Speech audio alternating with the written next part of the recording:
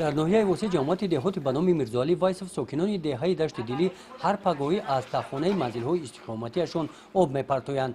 اگر آنها این کار را انجام ندهند منزل استقامتیشان زیر آب ماندنش از احتمال دور نیست. این آخر رفتن دیدن ساکنان را که خونه هم گشتن کافیدن ریختن ریمون کاغیشون و دمای است که اون رفتن خونه مادر هر سال به چهار ریمون میکنن میگرده خیلی. در این دهه سطح آب زیرزمینی بالا رفته تاثیرش به خانه‌های استقامتی رسیده است.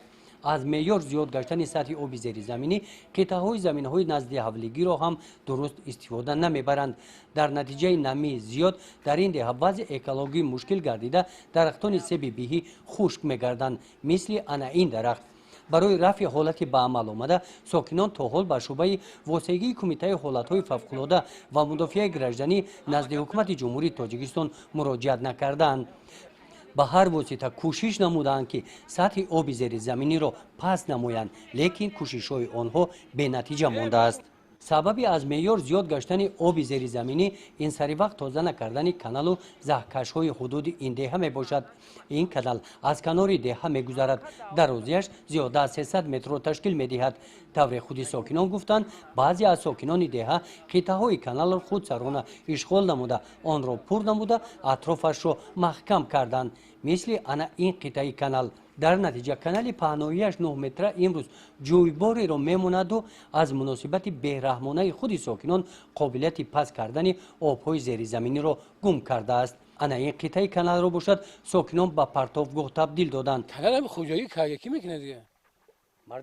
مردم خودش که کی میکنه؟ نه اگر تو همون مثال اگر نو مرد که کی کسی میکردم خودش که از مکانش که اگر تو که شما نگفتن که خیلی ممکن است.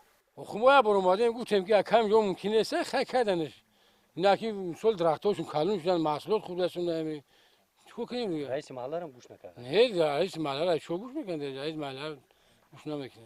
طوری که رئیس کمیته محله با ما گفت در این خصوص بارها به جماعت دهات مراجعت نموده است اما چاره دیده نشده است. اوید حل مشکلات ساکنان با جماعت دهات رفتیم آنجا شخصان مسئول جماعت رو پیدا کرده نتوانستیم. گفتند که برای جمع‌آوری حاصل پخته به خواجگی ها رفتند. رفتیم چند بار جماعت گفتیم نماینده روی کن اومدن دیدن تمام دیگه یکم کس نمیاد یکم کس یکم چورام ندید. ساکنان دهه خواهش دارند که نفرانی که خود سرانه قطعه‌های کانال را اشغال نمودند آن را آزاد نموده آماده هستند که با جماعت دهات و اداره‌های داخلدار همکاری نمایند در تازه کردن کانال سهم خود را گذارند.